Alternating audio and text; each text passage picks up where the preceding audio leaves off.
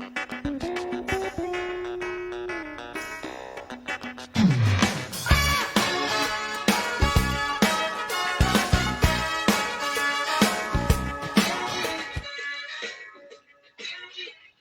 everybody, this is Vicki with Ready, Set, Resell, and I'm so glad you decided to join me on my channel today. I am a reseller with over 20 years experience on online selling, and I sell on a lot of different platforms, as you can see below. So thank you so much for joining me today. I usually do what is called a bins haul. So if you are familiar with the Goodwill outlet, we have 2 here in St. Louis, and at the outlet, you go and you buy things by the pound, anything from clothes to housewares to books to glass. And I normally do what's called a bins haul, and I have these videos and I show you what great items I got at the bins to resell online, to use for my family, or to make into a craft and then sell online, or just use around the house. So today I'm going to take a little bit of a different approach. I'm going to show you about men's neckties. And you're probably thinking, okay, well, nobody really wears those ties anymore, and they're not really good for much else than a noose around your neck. Well, you are wrong.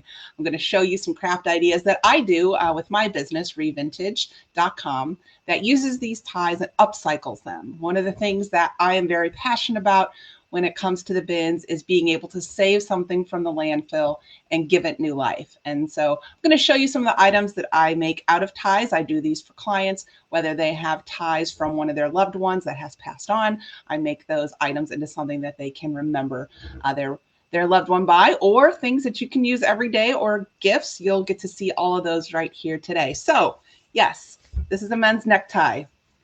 Very simple. You know about how long it is. You've seen them a million times before over there on my wall. You can see I have a ton of neckties, and I buy them in bulk. I find them at the bins.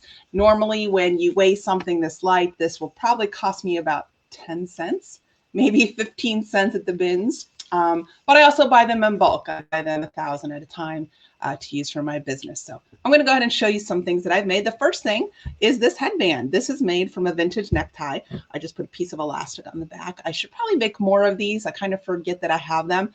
But what's one great thing about ties is they always have some really great fabric. So you're talking about silk a lot of times, sometimes polyester. You can tell the age of a tie by how white it is. So a lot of them have really intricate patterns. So I'm going to go ahead and get started and show you. So these are some things that you can do.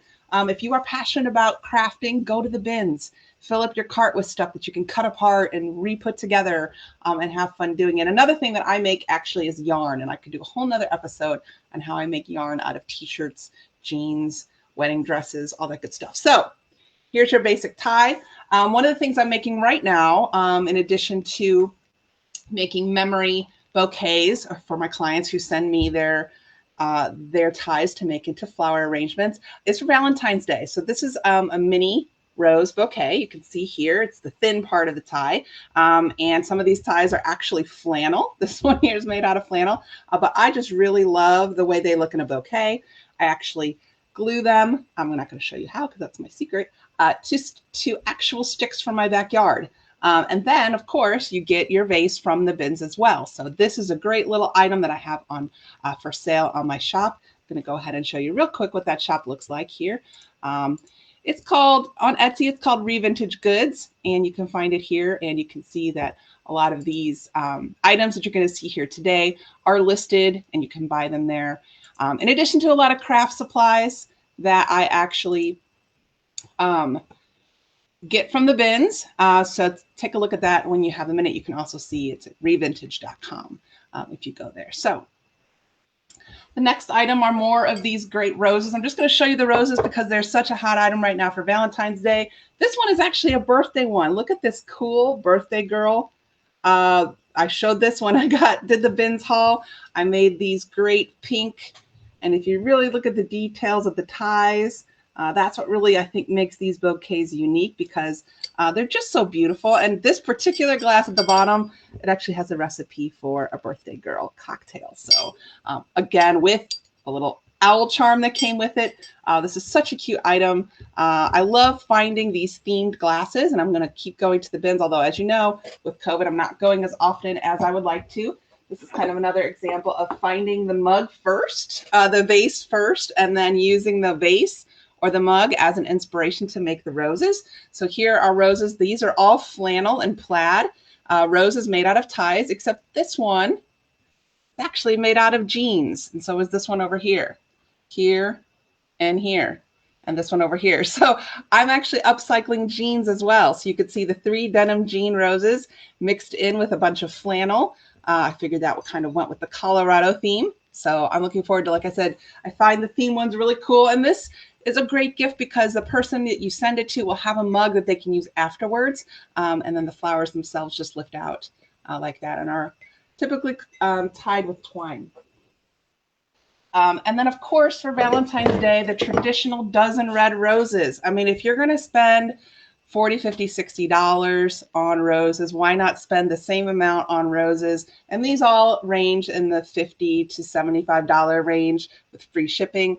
Here's a dozen red roses made out of ties. I mean, just look at that. You can see some plaid in there. You can see some crazy geometric patterns that were probably interesting ties at one point, but now are kind of considered ugly. You could even see this one here is a knit tie.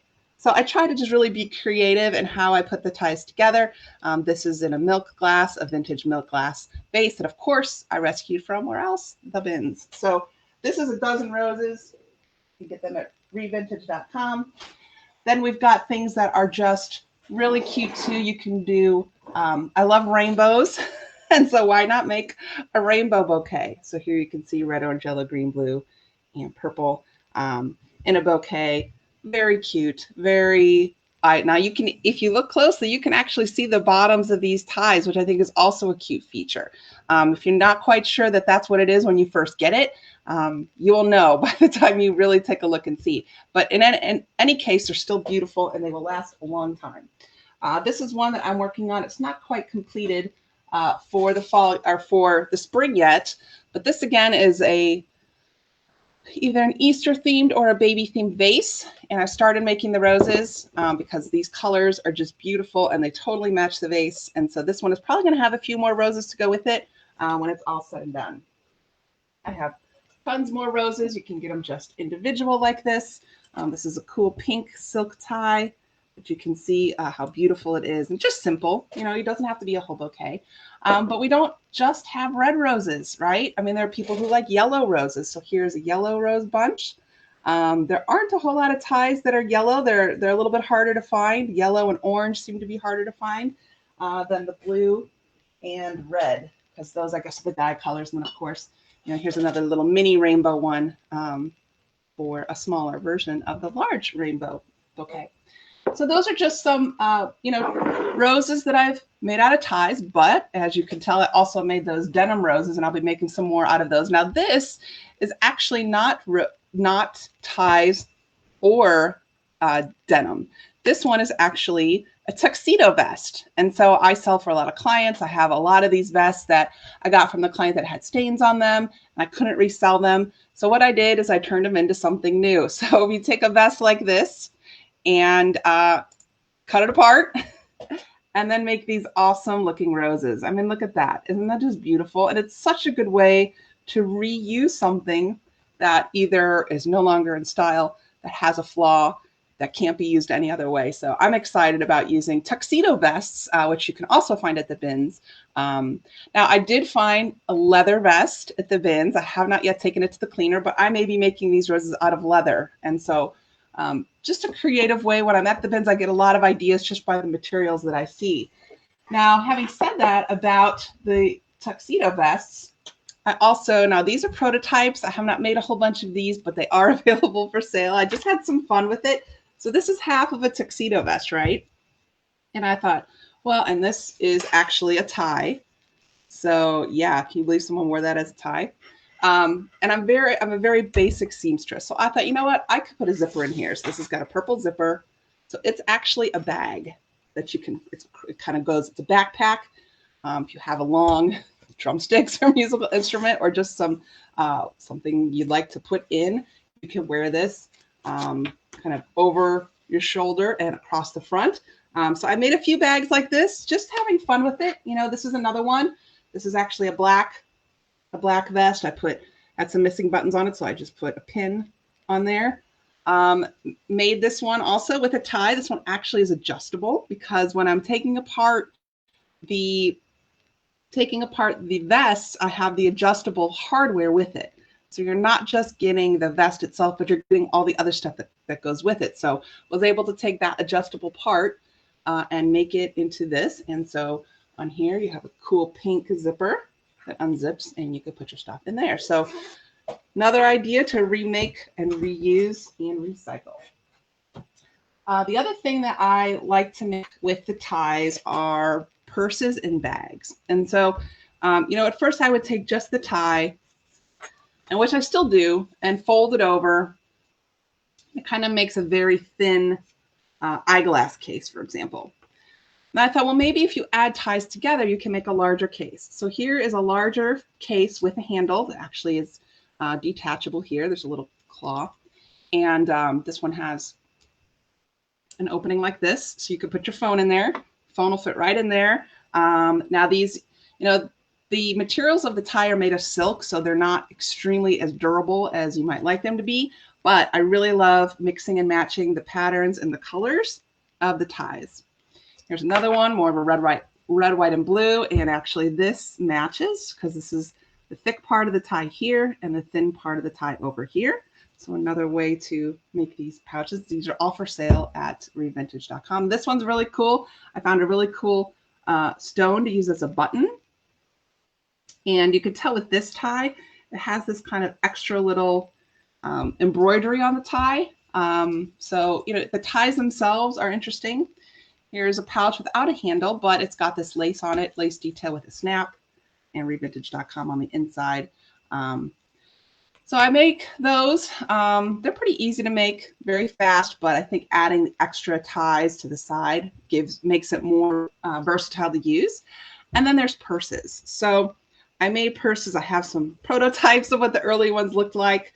I made this bag. It's very thin. It's kind of, this was like an early prototype, right? It's got a drawstring on it. I wanted people to know it was ties, but I think the way that I make them now is a little better. Kind of make them like this now. So these are ties right here, pink and gray and blue. And on the inside, it actually snaps open. So this on the inside is actually a metal measuring tape to create that snap open. So you could always find ways to upcycle and recycle. I've also used that idea and used more items. This is a purse made out of Tabasco sauce ties. I had no idea there were so many Tabasco sauce ties. It's pretty crazy, but this was fun. I was able to use the Tabasco sauce ties and then find coordinating ties. This one has a long strap with it, like this. It uses the measuring tape, open and closure, and on the inside, it's actually a shirt, an upcycled shirt for the lining. And what's cool about it, I don't know if this one has it. Some of them, I actually use the pocket of the shirt on the inside of the purse. So that is really cool. And these are all one of a kind. It's you can't ever make two exactly the same. This is actually a purse that you put on your walker. So I made some of these for my grandmother. She used them. It's got a Velcro strap, so you can put them on the walker. She used hers until she wore it out. And so here you can see it's another shirt on the inside with the metal tie. So this is cool. I love making things for my grandma. She passed away recently, but actually last September. But she always appreciated the stuff that I made her. This is a great purse. It has the strap and the closure. This one actually has the vests that I've talked about on the inside. You could see these ties. I mean, look at this. These are super vintage here with this Asian theme. And then on this side, look at how wide. Look at how wide this tie is. It's so wide. Now, what's funny about this one is I love this daisy pattern. And so the other small part of the pattern I used to make a keychain. So I learned how to, experimenting with my sewing machine. I got it to say Flyers, which is Limburg Flyers, go Flyers. So I make keychains too. And I don't have a whole lot of these. So I might need to put some more on sale. But this is a great green and gold Flyers purse for anybody out there who would like to celebrate Flyers.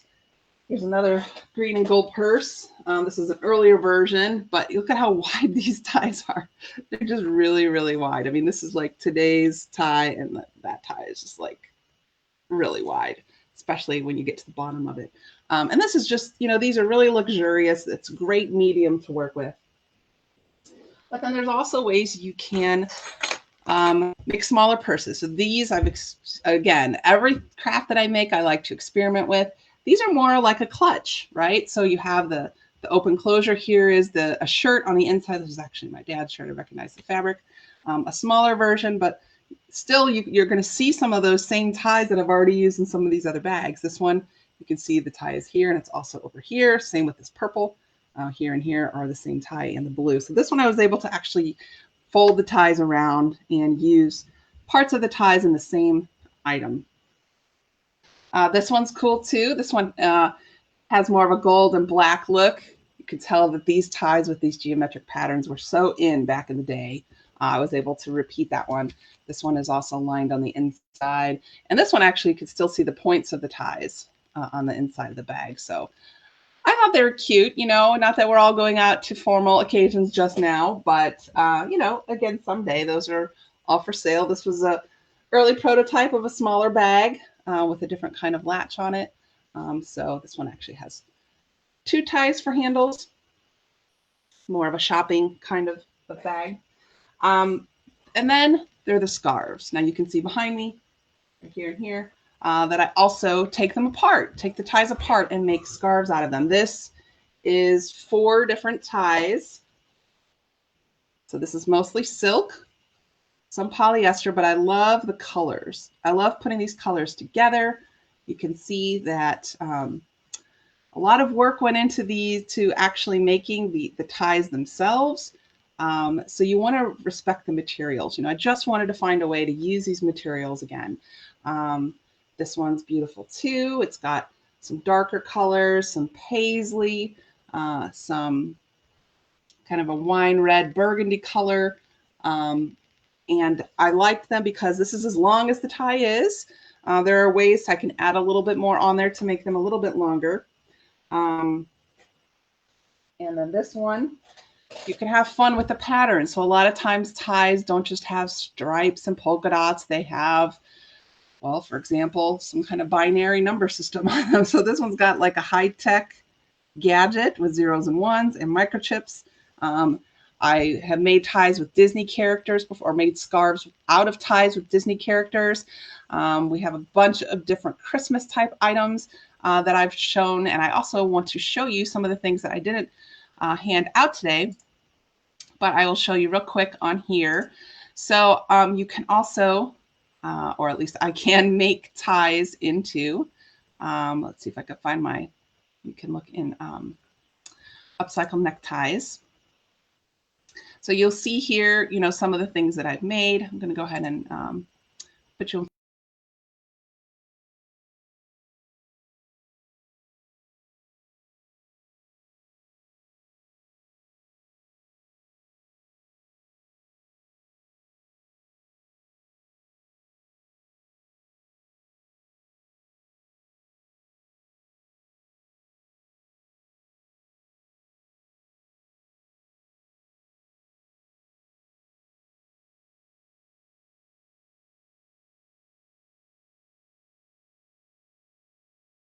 I just wanted to give you guys an idea of some of the things and ways you can be creative when you go to the bins. You can find material there. You can find yarn. You can see a lot of yarn there. So if you're into yarn and you don't want to spend the money to kind of experiment with something, because it may just end up getting thrown in the trash if you're not happy with it, go to the bins because it's a great place to find those types of items. Here is a rose made out of ties. It actually is kind of like a camouflage tie. If I had kind of worked on this a little bit more around the holidays, I would have marketed these for holiday ornaments. But that's just to give you an idea of some of the things you can do. Reselling doesn't have to be about clothes. I'm still mastering how you can do that with crafts. But I want to thank you guys for coming and for joining me today. And I will have another Lunch and Learn Ready Set Resell video for you next week. Thank you guys so much. Please hit the like button and subscribe so you can keep getting notified of this content.